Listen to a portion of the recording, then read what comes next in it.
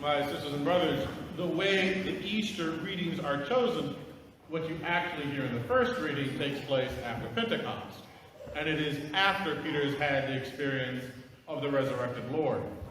In all of the gospel accounts, the disciples come to the empty tomb, but they don't yet understand what is happening. They have not yet come to a realization of what God has done. And we hear that in Mary Magdalene's experience. When she comes to the tomb, she finds the stone rolled away, but there is no body. She clearly expected to find a body, or she wouldn't have said anything. She and the other women had gone to the tomb to perform the customary funerary rites for the body of Jesus. They had brought spices and oils, linens, and were planning to anoint the body and to weep at the loss of one they had loved and cared for. And they come not finding what they expect. The stone has been rolled away, and they do not know where the body of Jesus is. And she goes so far as to tell Peter that they have taken the Lord from the tomb, and we don't know where they put him. Very clearly, she was expecting to find the body of Jesus. She clearly expected to find that Jesus was in the tomb. Peter, as we hear, goes with the other disciple whom Jesus loved. They go into the tomb, find the burial cloths, and what happens? They don't yet understand.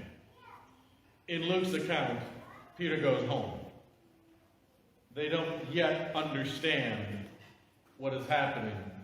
Whereas John tells us they did not yet understand the scripture that he had to rise from the dead. My sisters and brothers, one of the reasons that that is so important is it gives insight that the disciples' own experience of the resurrection was not immediate. They themselves did not understand the resurrection on the day of the resurrection. It was only as they came to understand what God was doing that they themselves became proclaimers of the resurrection, as you heard in the first reading. It was not something they immediately understood, something that they immediately proclaimed, or immediately understood what it meant to be resurrected from the dead. It was upon reflection and upon the experience of encountering the risen Christ that they would come to understand what God had done. And my sisters and brothers, in the same way, we too do not fully understand all that has happened yet, because honestly, if I told you to go to Hernando Cemetery and you were going to find the tombs empty, what would you tell me? Be honest, what would you say? Baloney. Baloney. So why would they be any different? It wasn't until they encountered the risen Christ that they came to understand that Jesus was risen from the dead. It was when they encountered the risen Christ that they came to understand what God had done. My sisters and brothers, our job as Christian people is to first and foremost encounter the risen Christ ourselves. For ourselves first to understand and to encounter the risen Lord who is present in our midst. And then take that experience that we have and share it with other people. Because, my sisters and brothers, I'm going to go out on a limb and guess ain't none of us going to go to Jerusalem this morning. Just a guess. So then where do people encounter the risen Christ today? It is, my sisters and brothers, in their encounter with us. In raising Jesus from the dead, the disciples begin to come to understand what God has done. God opens their minds, opens their hearts, and they come to believe. They come to understand. They come to reflect. They come to begin to evangelize.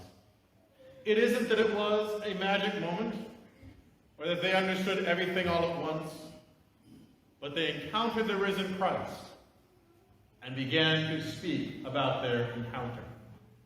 They encountered the forgiveness of sins and the promise of everlasting life, and they began to speak to others about their own experience of the risen Christ.